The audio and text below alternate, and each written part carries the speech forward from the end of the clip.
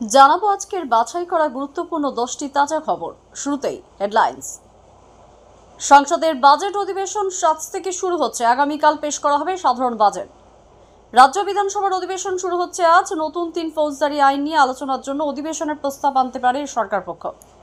দুর্নীতির সঙ্গে দল কোনো রকম আপোষ করবে না বলে 21শে জুলাই মঞ্চ থেকে করা বার্তা তৃণমূল কংগ্রেসের প্রধান মুখ্যমন্ত্রী মমতা ব্যানার্জি। বিজেপি বলেছে 21শে জুলাইয়ের মঞ্চ শহীদ স্মরণ নয়, উৎসবের মঞ্চে পরিণত হয়েছে। সংস্করণ বিরোধী হিংসাত্মক আন্দোলনে উত্তাল বাংলাদেশ থেকে পড়ুয়ারা বিভিন্ন সীমান্ত পথে দেশে ফিরছেন। নিম্নচাপ ও ঘূর্ণবাতের প্রভাবে রাজ্যের প্রায় সব জেলাতেই আগামী কয়েকদিন হালকা থেকে মাঝারি বৃষ্টিপাত চলবে। প্রতিদিন নিয়মিত সঠিক খবর শোনার জন্য আমাদের চ্যানেলটিকে সাবস্ক্রাইব করুন। আসি বিস্তারিত খবরে।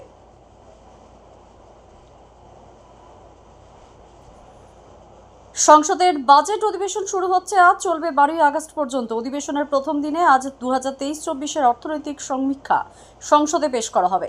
কেন্দ্রীয় অর্থমন্ত্রী নির্মলা সীতারমণ আগামীকাল লোকসভায় 2024-25 সাধারণ বাজেট পেশ করবেন।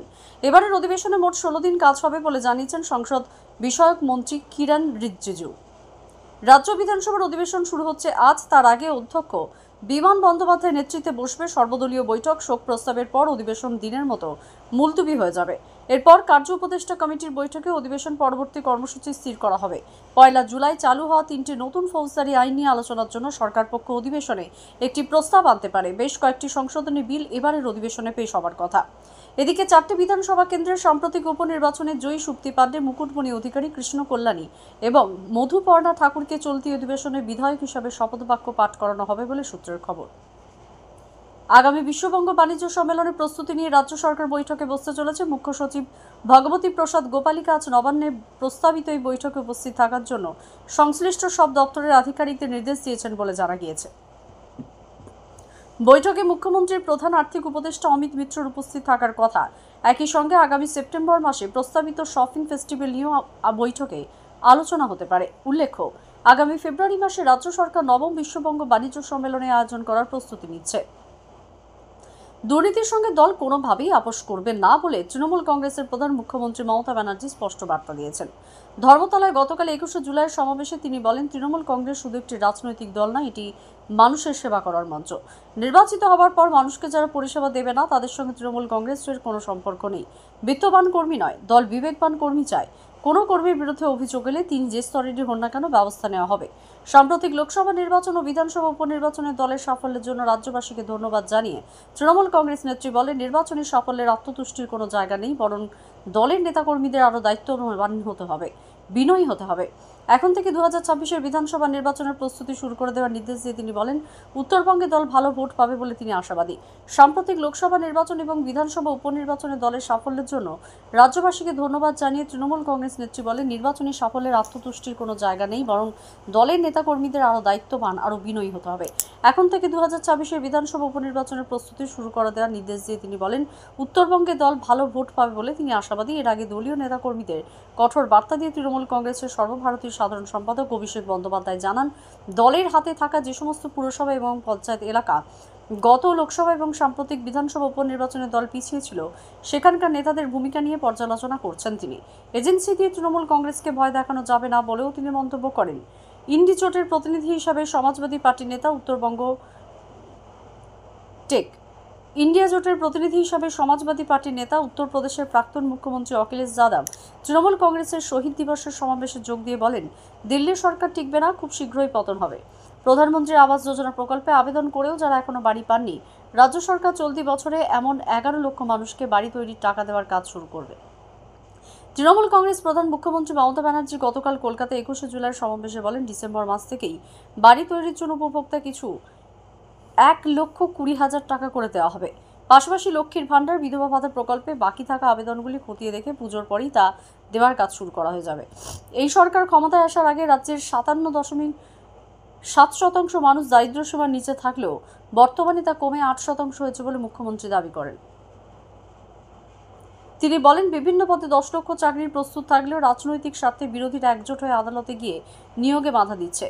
অন্যান্য অনগ্রসর শ্রেণীভুক্তর জন্য ওবিসি শংসাপত্র দেওয়া নিয়ে কলকাতা হাইকোর্ট যে রায় দিয়েছে, রাজ্য সরকার তার বিরুদ্ধে সুপ্রিম কোর্টে গিয়েছে বলেও মুখ্যমন্ত্রী জানান। 21শে জুলাই শহীদ স্মরণের সমাবেশ নয়, উৎসবে পরিণত হয়েছে বলে বিজেপি অভিযোগ করেছে। কলকাতায় দলের রাজ্য মুখপাত্র শ্রমিক ভট্টাচার্য সাংবাদিকদের বলেন, এই মঞ্চে কতজন শহীদ হয়েছেন তাদের নাম কখনো উচ্চারণ হয় না। শহীদদের পরিবারের আবেগের সঙ্গে প্রতারণা করা এই সভা করা হয়। এদিকে ব্যারাকপুরে গতকাল বিজেপির পক্ষ থেকে গণতন্ত্র হত্যা দিবস পালন করা হয়। এদিকে তৃণমূল কংগ্রেসের সরকার ক্ষমতায় আসার আগে রাজ্যের 57% বেশি মানুষ দারিদ্র্যসীমার নিচে থাকলেও বর্তমানে তা কমে 8% হয়েছে বলে মুখ্যমন্ত্রী সমাবেশে যে দাবি করেছেন সিপিআইএম নেতা সুজন চক্রবর্তী তাকে তীব্র কটাক্ষ করেছে। নদিয়ার শান্তিপুরে গয়েশপুর পঞ্চায়েতের প্রধান শ্যামল ঘোষ দলবদল করে তৃণমূল কংগ্রেসে যোগ দিয়েছেন। গতকাল শান্তিপুরের বিধায়ক ব্রজকিশোর গোস্বামীর হাত থেকে দলের পতাকা হাতে তুলে নেন তিনি। গত পঞ্চায়েত নির্বাচনে ত্রিশঙ্কু ওই গ্রাম পঞ্চায়েতের বিজেপি ক্ষমতা দখল করে। হিংসাত্মক সংরক্ষণ বিরোধী আন্দোলনের জেরে রাজ্যের চ্যাংরাবান্ধা, হিলি, মহদীপুর এবং গেদে সীমান্ত দিয়ে বাংলাদেশ থেকে গতকালও ভারতে এসেছে কয়েকশো ছাত্রছাত্রী। জলপাইগুড়িতে ভারত বাংলাদেশের ফুলবাড়ি সীমান্তে গিয়ে দেখা গেল প্রায় জনশূন্য এলাকা। এদিকে জলপাইগুড়ির সাংসদ ডক্টর জয়ন্ত কুমার রায় গতকাল ফুলবাড়ি সীমান্তে স্থলবন্দর নির্মাণের জমি পরিদর্শনে যান। তিনি বলেন, স্থলবন্দর গড়ে উঠলে কর্মসংস্থান হবে, ব্যবসা বাণিজ্য বৃদ্ধি পাবে। কোচবিহারের চ্যাংরাবান্ধা সীমান্ত দিয়ে এখনও রাজ্যে আসছে বহু ছাত্রছাত্রী। গতকাল 338 জন ভারতীয় সমেত মোট 550 জন পড়ুয়া বাংলাদেশ থেকে ভারতে আসে। এ পর্যন্ত 4,500 বেশি পড়ুয়া ভারতে এসেছে বলে বিদেশ মন্ত্রক জানিয়েছে। রাজ্য সরকার বাংলাদেশের কোনো নাগরিক আশ্রয় চাইলে সব রকমের সহযোগিতার আশ্বাস দিয়েছে। 21শে সভামঞ্চ থেকে মুখ্যমন্ত্রী মমতা ব্যানার্জি গতকাল এই কথা বলেন। তিনি বলেন, বাংলাদেশ পৃথক রাষ্ট্র, তাই এই ইস্যুতে ভারত সরকার যাবতীয় বিবৃতি দেবে।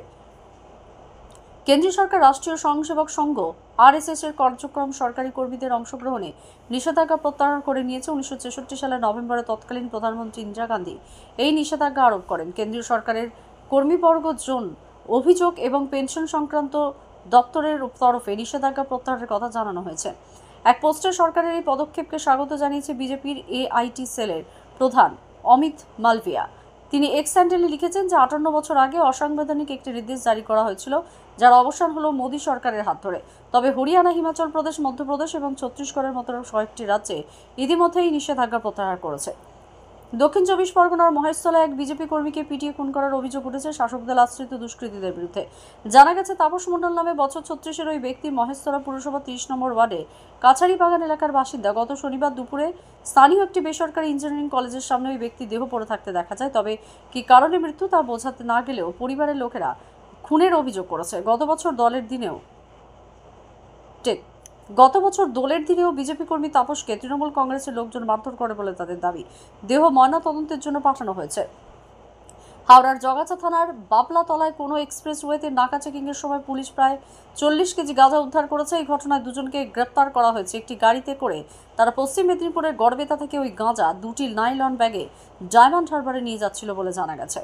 নদিয়া রানাঘাট স্টেশনের বাইরে লুপ লাইনে গত সন্ধ্যায় মালগাড়ির একটি বগি লাইনচ্যুত হয়।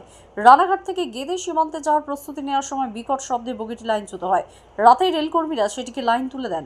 ওই লাইনগুলিতে সাধারণত মালগাড়ি চলাচল করায় এই ঘটনার কোনো প্রভাব শিয়ালদহ ও রানাঘাট মেইন শাখায় ট্রেন চলাচলে পড়েনি।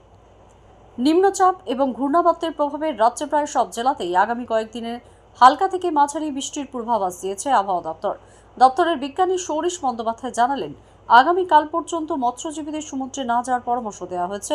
ভিন রাজ্যে আলু রপ্তানিতে বাধা এবং পুলিশি হয়রানির প্রতিবাদে আজ থেকে কর্মবিরতির ডাক দিয়েছে প্রগতিশীল আলু ব্যবসায়ী সমিতি। রাজ্য জুড়ে অনির্দিষ্টকালের জন্য এই কর্মবিরতি চলবে। পাইকারি বাজারে আলু বিক্রিও বন্ধ রাখা হবে বলে সংগঠনের পক্ষ থেকে জানানো হয়েছে। আজকের মতো খবর এই পর্যন্তই। ধন্যবাদ।